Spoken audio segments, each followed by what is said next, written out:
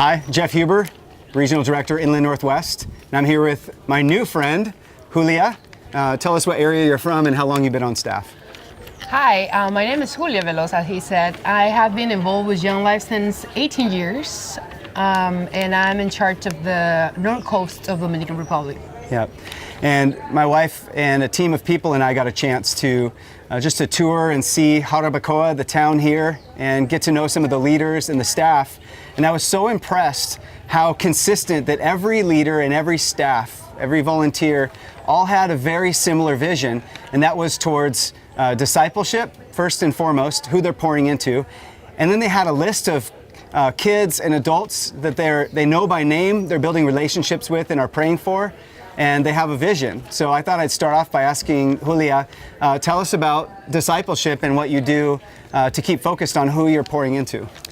I love discipleship because it's what Jesus had done, and I love the idea that we want to reach every corner of my zone. But what does that mean? It means that I have to looking for leaders who love Jesus and who can be passionate about loving 5 kids. Mm-hmm. And when you say 5 kids, it means like you're gonna be able to love those people and not just telling them about Jesus, but show them and modeling them that. So if you have 20 people in charge, then you're not going to be able to just love them and have the time to do that.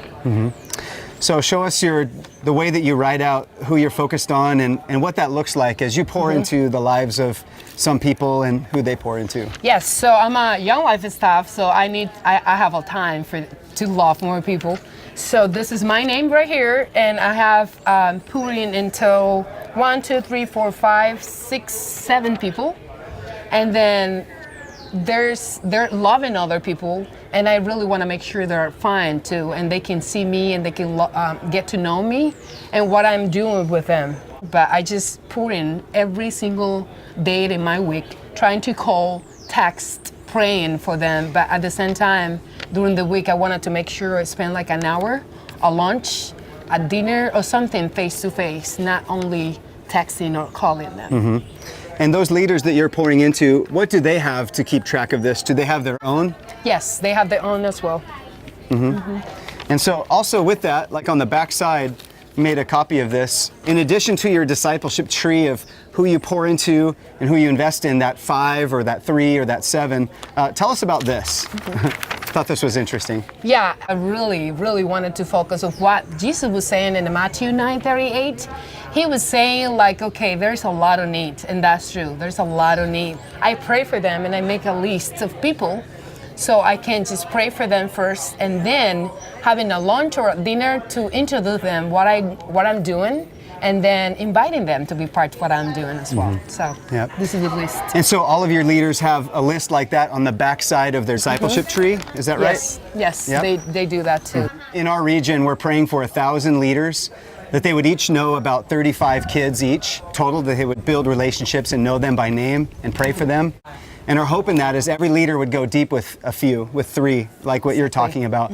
How many kids do you hope that your volunteer leaders know by name in addition to those that they disciple? Okay, so now every kid in college and high school and neighborhood, because we work more in neighborhood instead of school or college, I think each of them know 100 kids, and that's the goal. We want to go a little bit farther because there's a lot of kids around the street, school, everywhere.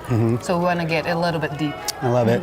And with their vision in Dominican Republic for every community, that every kid would have a chance to know Jesus, and what a pleasure it is to see them actually doing that. And as we got to tour and follow them, they inspire us to build relationships with kids, to disciple a few, and that we'd give the chance, whether it's going to camp or in relationships, that they would come to know Jesus. So thank you for the work that you do and the example that you set for all of us.